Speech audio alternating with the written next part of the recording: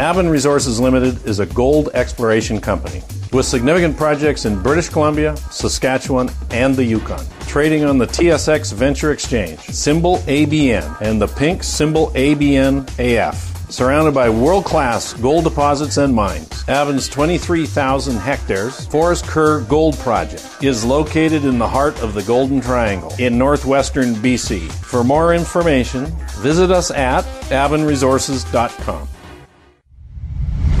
You're listening to HowStreet.com radio, available online at TalkDigitalNetwork.com. Welcome to HowStreet.com radio, the online source for market opinions. Here is Jim Goddard. My guest is home ownership consultant Ross Kay from thewealthyhomeowner.ca. Welcome back to the show, Ross. And thanks for having me back, Jim. Ross, today the Canadian Real Estate Association issued their year-end 2017 press release and claimed home prices only rose 4.1% nationally. This is exactly as you forecast on our show months ago. Why are your forecasts beating even the Canadian Real Estate Association's own on their own data? Why are forecasts? Okay, so if your listeners listen, they go back a few shows, probably back as early as October after the Canadian Real Estate Association issued their last house price update with their forecast for year end. And we basically laughed at that forecast because they are using metrics, as we've said in your show lots of times, that you can't use. A housing market is going to be moving in one direction or another. If you're attempting to use a mathematical calculation that doesn't work on the current direction that the market is headed, then all of your calculations are going to be wrong. And that's why the Canadian Real Estate Association calculations are as wrong now as they have been for the last 40 years. Within the industry, we used to laugh at the Canadian Real Estate Association's forecast because we knew they were bogus, and because we knew that they would never end up being true, because that's not how a housing market functions. And that's the case today. So this 4.1% national increase, that is actually in itself not even really that true. It's that the sales mix, the national sales mix, has shifted. And luckily for Korea, it shifted towards British Columbia. So British Columbia has the highest average selling price in Canada. So as a province, your provincial average selling price is higher than Ontario's is. That means if sales start to slow down in Ontario, as they have been this entire year, and they start to even stay the same level in British Columbia's share of sales will increase. If your share of sales increases and your average selling price in your province is higher, obviously the national average selling price will go up. And that's really how simple it is. We track, for us, the national average is so simple, like why we're able to forecast. We already know that the current forecast of 4.1 is actually reading the market from 3 months ago. So really when we're looking at it right now, we're basically flat. We're basically at a 0% year-over-year gain. And then as we move into February, March, and April, that's when you're going to see negative actual house price growth get recorded. There will not be enough of a shift in the sales mix to overtake that. The reason why our forecasts beat Korea's is because we understand how the home buyers are interacting with the marketplace. And because we track buyers, and that's all that we track, we understand that the average selling price, as we've said in your show dozens of times, is actually the average purchase price. So we know that the average home buyer in Canada last year spent about $20,000 more than the average home buyer was spending in 2016. So that 4.1% increase had nothing really to do with the houses. What it's really got to do is how much buying power the average home buyer is carrying. Now, you have to remember, as first-time buyers' share of the market decreases, that means trade-up buyers are going to have a larger portion of the selling price. First-time buyers who buy the cheapest houses, they are not going to be purchasing as many as those, so their share of sales is lower. This is what we call house price inflation, house price illusion, where organized real estate uses the numbers to fool everybody. And that's exactly what's going on right here. Now, I'm not saying the Canadian Real Estate Association is corrupt and that they're knowingly doing this. What I'm saying is they are ignorant to how housing markets function. Greg Klump, their chief economist, used to work with CMHC before we hired him at the Canadian Real Estate Association. That hiring took place when I was still a member of organized real estate. We knew when we hired him that he knew nothing about housing markets, which worked to the advantage of the Canadian Real Estate Association, because all the previous 25 years of misleading data was not going to be exposed because of his ignorance. That is simply continuing on right now. Mr. Klump does not understand that in Ontario, there are single properties that are counted 4 times. So when the Canadian Real Estate Association today announced that national home sales were down 30,000 over what was sold in 2016, off of market peak, Mr. Klump doesn't understand that in Oakville, Ontario, there would be one house would be sold and it would be counted 4 times in the national numbers. Mr. Klump does not understand that in 2013, 14, 15, 16, 17, in this current trading cycle, each successive year, more and more for sale by owners were being counted that were never counted prior to those dates.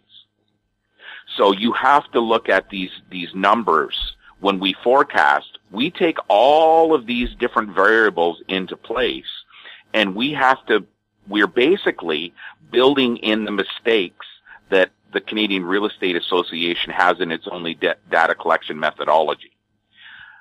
Our numbers, the only reason we're accurate is we're already building in the mistakes the Canadian Real Estate Association it naturally is reporting. So even though in our own house numbers we remove for sale by owners, we remove the multiple count of single sales, when we're discussing CREA's numbers, when we're saying, oh, this is what CREA is going to say, we're leaving all those mistakes in there. And that's how we know months ahead why it was going to be 4.1% national increase. What your listeners should really be worried about, though, is the record home prices or record gains or 15, 20, 25% increases that they read in the newspapers in British Columbia, in Ontario, and even most recently in Montreal, where the foreign buyer myth reared its ugly head. You have to remember, your listeners, British Columbia and Ontario alone account for about 70% of the Canadian national home sales. So if in those 2 markets, prices really hit those records that you read about month after month after month, all year long, how did the average selling price only go up 4%? It's because of the way the Canadian real estate releases their information. And that information leads real estate agents themselves to start acting in a certain way in your marketplace. Those real estate agents act a certain way in the marketplace, which means home buyers start to believe certain things. The result is that what someone is saying effectively becomes true because it's believed, even though the underlying dynamics that really control the market are not producing the results claimed to be reproduced in national average selling price, benchmark price, etc., etc. We'll have more with Ross Kay right after the break. I'm Brian Fowler, president of Blind Creek Resources Limited, listed on the TSX Venture Exchange, ticker symbol BCK. Blind Creek is focused in the Yukon, Northwest Territories, and British Columbia. The company's key property is the Blend Project, one of the largest undeveloped lead zinc silver deposits in Western Canada, plus plans to advance the recently acquired, fully permitted historic engineer gold mine in the Atlan District of Northwestern BC. Check us out at blindcreekresources.com. I'm Greg Johnston, CEO of Carl Data Solutions, an industrial Internet of Things company that provides big data solutions for monitoring critical infrastructure. Carl Data offers machine learning and predictive analytics features to our cloud-based applications to deliver key asset-saving operational insights from massive amounts of data. Carl Data trades on the CSE, symbol CRL, and the Pink, symbol CDTAF. For more details on Carl Data, please visit carlsolutions.com. Welcome back. We're chatting with Ross Kay. Ross, today Vancouver heard for the first time anytime all year from Organized Real Estate that Vancouver's average selling price only increased 1.4% last year, yet the real estate boards have gone on and on all year about record condo increases, stabilized attached house price gains, and the city benchmark for all homes, they said, increased 16%. What on earth should home buyers be believing? Great point, Jim. Okay, so again, if your listeners go back to the last show we did and previous shows the last couple of weeks, last couple of months, I've told everybody that what you are hearing and reading in the newspapers, what you're seeing in front of you, what you really believe is true, isn't true. It's a falsehood. It's a deception. It's a con game. The truth of the matter is, as we mentioned months ago, Vancouver has ended the year at a 1% year-over-year gain in average purchase price paid in 2017. Unless your local news reporters gets a copy of the Canadian Real Estate Association data that shows 1.4% gain in their charts, and they read it, and they report it, and they question it against the benchmark prices and all the talking points by all the real estate boards and all of their economists, the banks, everyone else, your listeners aren't going to hear that information. They're not going to hear today that in Korea's own report, the own report that they released to the press and to people who pay for their reports. So when you hear about information not being available, it's available if you want to pay for it.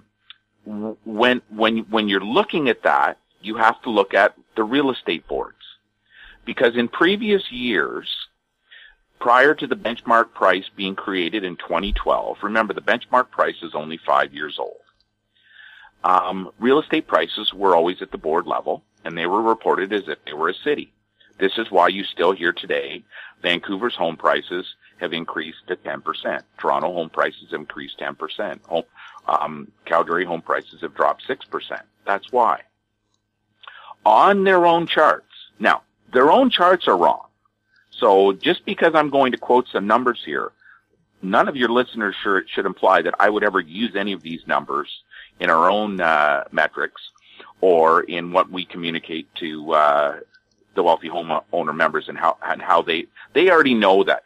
They have already been tracking this for an entire year. So none of these things surprise them. Last year in 2016, the Canadian Real Estate Association said the Greater Vancouver average selling price was $1,017,228. This year, they're claiming it's $1,031,546 for a 1.4% increase. Now, of course, I'm not going to tell you how they deflated last year's number.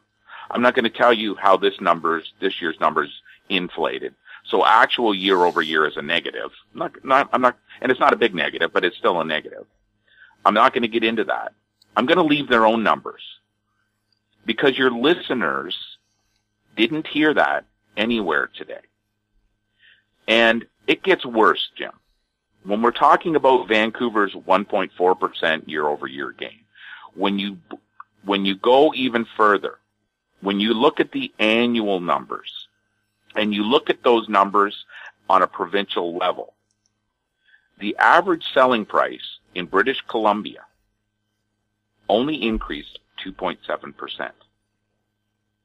Now, all of your listeners have got to be asking, how is that possible? The benchmark price in the city of Vancouver went up 15%. Condominiums were told at times to be up 30%. Detached homes were said to be up 7%. The same stories were told in Victoria, the Okanagan. The same stories were told across the entire province of British Columbia. Yet here we are at the end of the year, and the grand total is a 2.7% increase in the entire province. It just doesn't make any logical sense. If all of these benchmarks, measuring all these different categories of homes, all went up the crazy amounts that they're telling everyone, then why is the average selling price only up 2.7%? It's not even up $20,000 in the entire year. Lower net interest rates were paid in 2017 versus 2016 for the people who purchased the homes, and that's why that extra $20,000 was able to be spent on average. No other reason. But it's still only 2.7% province-wide. How is that possible? Well, it's possible this way. The benchmark price was created in 2015.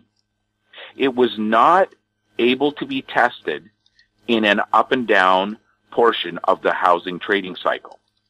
So in other words, even though organized real estate doesn't understand how the trading cycle works, they weren't able to test it against age-old data to find the flaws. The flaws are being relayed today. And let me explain it to your listeners this way, Jim. From January of 2009 till December of 2015, 6 full years, the benchmark price went up 53% in Vancouver. At the same time, the average selling price went up 52%. There was a simple 1% difference over 6 years between the benchmark price in aggregate, including all the home types they measure, and the average selling price, which is all the random homes that sold. There was only a 1% difference over those 6 years. Between January of 2016 and December of 2017, the last 2 years, the benchmark price has increased 30%. At the same time, the average selling price peaked and has fallen and has only gone up 11. So you have a 19% variance currently being measured between the benchmark and the average that in the previous 6 years never showed up anywhere. The reason why you don't hear about foreign buyer counts screwing up your average selling price and misleading the Vancouver population is organized real estate members are required by law to file FINTRAC forms for every transaction that involves someone from out of country. If you don't file it, it's a $250,000 fine and up to 5 years in jail. Used to be 2, I think it's up to 5 now. Those are the laws. They're some of the strictest laws in Canada. They're just simply not being enforced. Those foreign buyers are where the benchmark methodology got screwed up. And it got screwed up so bad that it's tripled the amount of increase over the last 2 years that really took place. And here's where it's a real problem. Your listeners heard about these things in the newspaper every single day for the last 2 years. They heard about how the average detached house was over $1 million. They heard how they had 30% house price gains in 2016 on detached and 30% house price gains in 2017 on condos. Yet your average is only up 1.4%. They heard all these things. The realtors heard all these things. So when the listing agent knocked on the door of someone who owned a condominium and they were invited in to give them an opinion of value on their property, the real estate agent would believe that 20-30% gain, and they would quote that price. That property then would be on the market the next day asking that 20 to 30% more than what it would have been a year ago.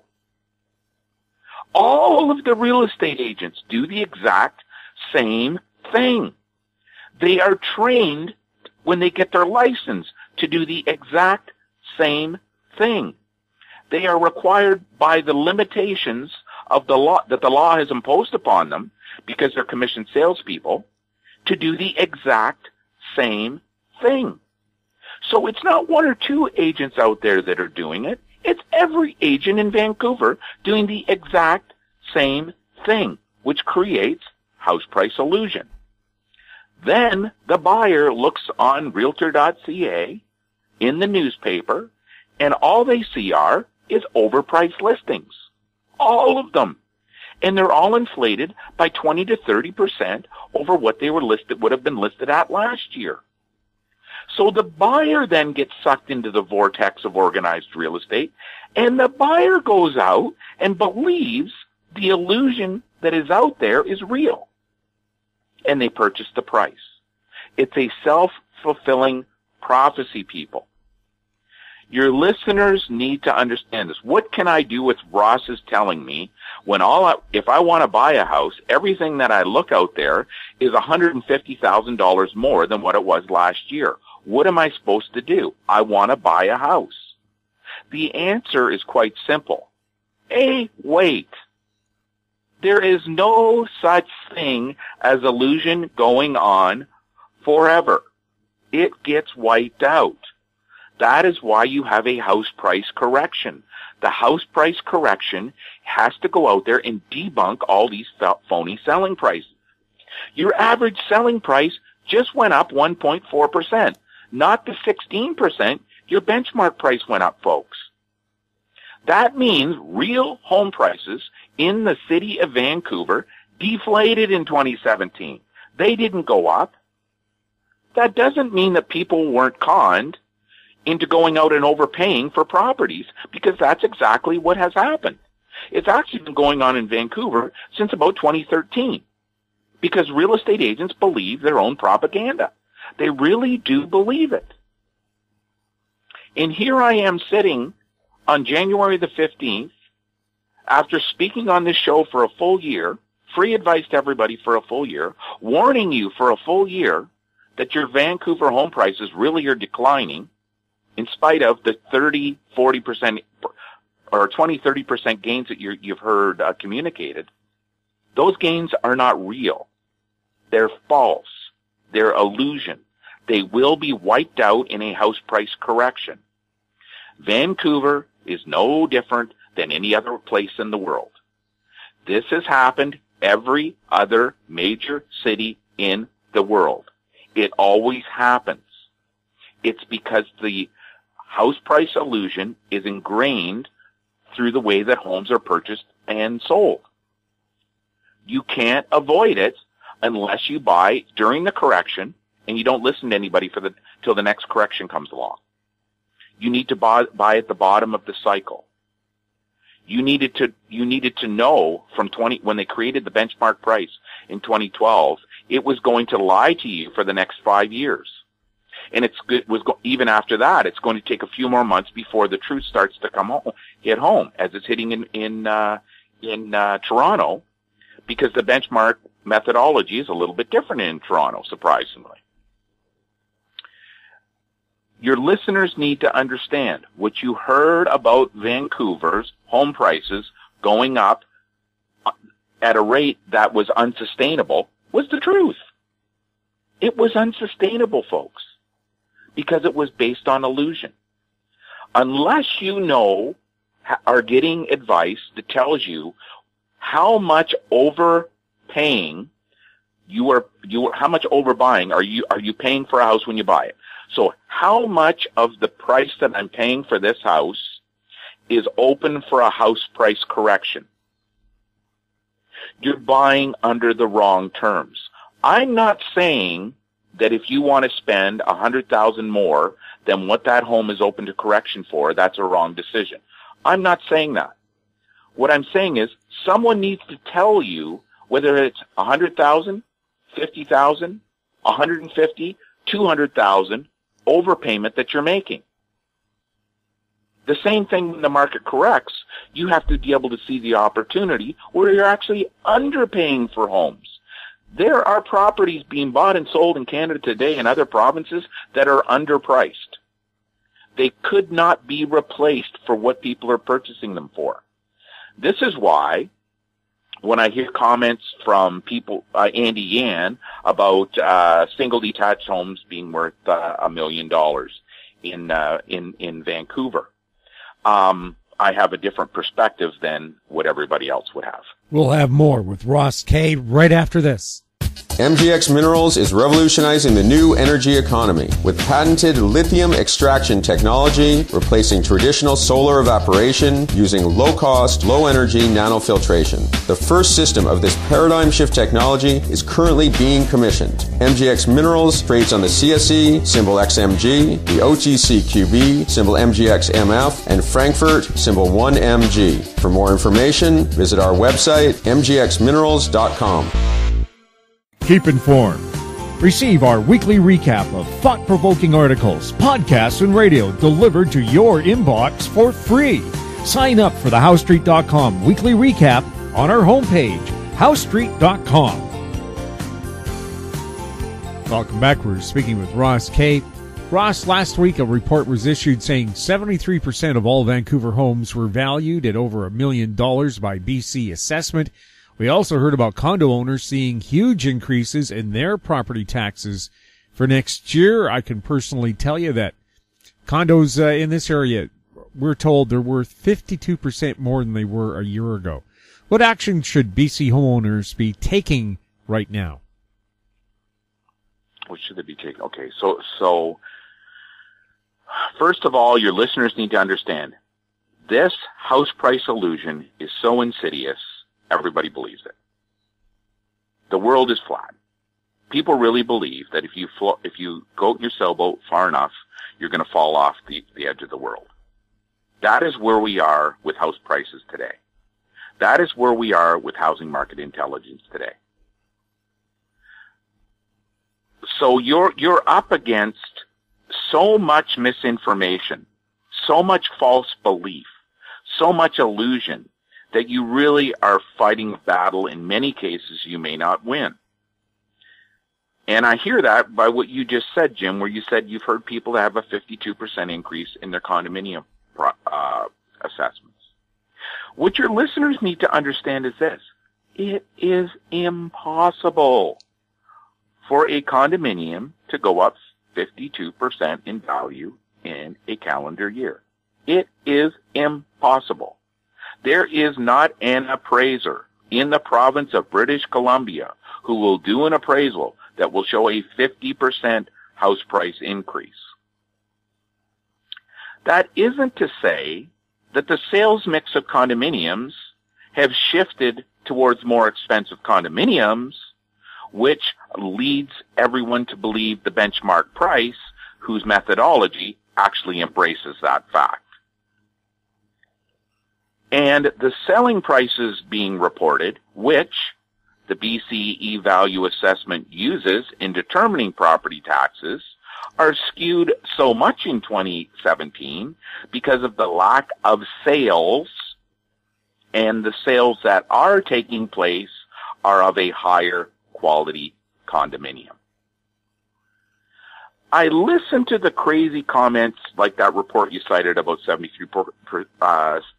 of Vancouver homes being over $1 million this year, and I cited that in the last section we were talking about. This is the report I was actually citing about that you brought up. Andy Yan, Simon Fraser University, did this report, comes out and tells everybody, oh, the sky is falling, the sky is falling. Single detached homes in Vancouver are 73% are over $1 million. Well, that's true. That is 100% true. But guess what, folks? If you had 25 years ago, if you had invested $100,000 in real estate in Saskatchewan, you would be richer than you would be if you invested in British Columbia. And you would be richer by a mile. Housing markets function in the exact same way over and over and over again. The reason why I know that if someone said to me, Ross, where would you invest in real estate today? I would probably pick Saskatchewan. Not only because would I have had the previous 25 years, would I have earned a higher return on my money? In other words, if I had $1 million to spend, and someone said, should you spend it in British Columbia or should you spend it in Saskatchewan? I would say spend it in Saskatchewan. The reason I'd spend it in Saskatchewan today is I could spread my risk over several properties versus one or two in British Columbia. That being said, I also know that had I done this 25 years ago, I would be way ahead had I invested in Saskatchewan. Andy Yan did not mention anywhere in any of these commentaries about had he invested his money in Saskatchewan 25 years ago in their houses, he would have been richer today. Because he doesn't know how to measure housing markets. He has a talking point that he believes as an academic is valid. It's not valid, people. Now, how do I explain to your listeners who want to buy a single detached home in Vancouver and they're a millennial and they believe they're never going to get that price? They're never going to be able to afford it. Well, I'm going to tell you, you are never going to be able to afford it. They are not building enough single detached homes in Vancouver, and they can't. Your listeners have to understand, everybody says about data. We have so much data, it's coming out of our ears, Jim. We have government data. So this is not from organized real estate. This is from the government itself. We go to the source that Election Canada uses. So when we're making comments about the housing market today and about Andy Yan's report, we look at Election Canada's data because it is the most accurate in Canada today. It's probably the most accurate in the entire world. That is the information that we're relying on when I'm making this one comment on the Andy Yan report. Okay? So just this one report, this is the specific data that we use. Now, we will use it with 3 other sets of data so that we can double check just to be sure Elections Canada is right. But this is still how accurate it is. Your voting registers are used by it. So, if someone said to us, what is the detached and the apartments situation in Canada? We would say approximately 25% of Canadian homes are apartments. Now, that would be referring to rental apartments. That's what we're referring to.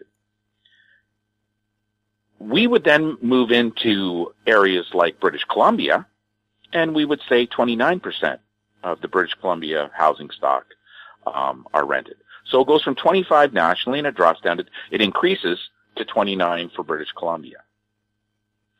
Then if we were to go into Vancouver, we would say to everybody, it's 63%. So it jumps from 29% to 63%. What that means is house price pressure, supply and demand imbalance on single detached houses has increased almost 3-fold. Then when we look at specific areas in Vancouver, like just Vancouver itself, it's at 95%. So 5% houses, 95% apartments. How do you think any millennial will ever be able to purchase a single detached home in Vancouver when the ratio is 95-5? It isn't going to happen. This, in spite of the fact, if I invested my money in Saskatchewan real estate 25 years ago, I'd be richer than if I had invested it in British Columbia. All housing markets function in the exact same way. Mr. Yan is making propaganda a talking point that gets everybody upset. The solution is build more detached houses. Urban sprawl. You must let cities sprawl. If you want densification, you are binding your citizens to lower affordability. As densification happens, house prices naturally rise. They naturally rise specifically in the condominium sector because the new condominiums that are coming on board are of a substantially higher quality than the older condominiums, which makes house price inflation natural. So when I hear Andy Yan make a comment about 73% of the value are over $1 million, of course they are. There's so few of them. That's like walking into my town of Burlington, population 160,000. I think we have about 60,000 houses here in Burlington, and saying the most expensive area, Roseland, which is our most expensive area in the city, which has maybe 150 houses, is not going to be the most expensive area in the city. Of course it is. Those houses are all going to be $3, $4, $5 million. It's no different when you look at West Vancouver. I think there was a grand total, there's about 380 houses there. Of course your prices are going to be more money. Where you move to North Vancouver, where there's 12,000, the price pressure is not going to be quite the same. It's why foreign buyers are not stupid. They target the neighborhoods where the prices naturally are going to go up the most. That's why the real estate boards don't discuss these things with anybody. That's why your politicians are all wrong. That's why you have an affordability crisis. That's why your generation squeeze commentary is wrong. The only solution in Vancouver is to build a ton of detached homes. That's the only solution. You don't have room to build them. That means you have to move out to the suburbs. You have to embrace the suburban environment. You cannot expect to own a single detached home in Vancouver if you're 30 years old. It isn't going to happen. It won't happen. It's impossible. It's a mathematical impossibility unless you win the lottery. You have to accept this is your reality. So your options are out there. Your options are maybe you can get a townhome. Probably not. Maybe you can get a 3-bedroom condo. Probably. The city is going to, sooner or later, they're going to have to start embracing family condominiums. What does a family condominium mean? It means your kids are going to grow up in asphalt and concrete. It means they're not going to be able to see the stars at night. It means you're not going to be able to go in the backyard and the kids aren't going to be able to tan out overnight. It means they're not going to be able to jump on their bikes and ride all over the streets. And if you believe in green, if you believe in a green world, and you believe that butterflies and worms have more right to living in a green environment than our children, well, that's your choice. I know the way a housing market functions. I know the way home buyers move. I know how they interact with houses. The only solution for this problem, if you want to continue to Canada to be welcoming and allowing new immigrants into our country, have our population grow, have our economy grow, the only solution is to spread out. It's to add rapid transit lines so you can move further away from the city but still get into if you need to work there. These are simple realities. They can't be avoided. Someone coming out there and doing a report whining about houses being all over $1 million is adding more fuel to the fire of misinformation. Tell people the truth. I believe an informed millennial who cares about the environment will say, I want rapid transit out to the suburb, out past Abbotsford. I want rapid transit out there because I want a single detached home. I want that rapid transit to be environmentally friendly because I want to work in the city of Vancouver. Or we want to come into Vancouver for entertainment purposes. Or we want to get to downtown we want to get down to the ocean and enjoy life down there. There are ways that all of these things can be done. But for your listeners to be sitting there for the next 50 years dreaming about a single detached home that is never going to be there in their lifetime, it's not fair. I think a truthful conversation is what's needed. And it's reports like this, like the faulty one he did a year and a half ago of using people's last names to come up with a guess of the housing market, only causes problems. Sit down and truthfully discuss things with people. We are intelligent people, Canadians. Give us the facts, we'll make the decision. If I'm purchasing a house and there's $200,000 of house price illusion built into the price right now, I can make up my own mind whether or not I want to spend that extra $200,000 or I want to wait, excuse me. Give the consumer, give the home buyer, give the Canadian people the information. They will make the right choice. We've built a business on giving people this information, these facts, these realities. Doesn't mean that you're always going to agree with what we have to say. Doesn't mean that we're going to agree with what your point of view is. But here are the facts. They are unavoidable. Make your decision accordingly. Ross, thank you so much for chatting with us. Thanks for having me back on, Jim. My guest has been home ownership consultant Ross Kay from thewealthyhomeowner.ca. If you have any questions for Ross or any of our other guests, you can send them to info@housestreet.com. I'm Jim Goddard. Thanks for listening. Comments made on HowStreet.com radio are an expression of opinion only and should not be construed in any matter whatsoever as recommendations to buy or sell any financial instrument at any time. Available online at TalkDigitalNetwork.com. HowStreet.com radio is a production of House Street Media Incorporated.